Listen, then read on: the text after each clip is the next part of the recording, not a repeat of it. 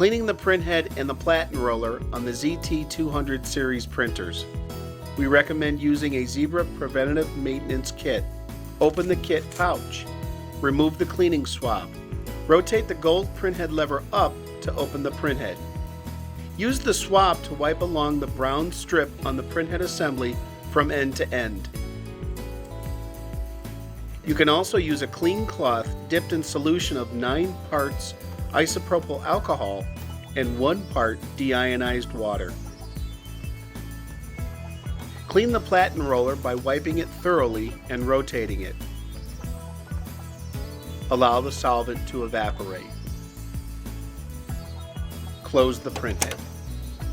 We recommend cleaning whenever you replace the ribbon on a thermal transfer printer or whenever you replace the labels on a direct thermal printer.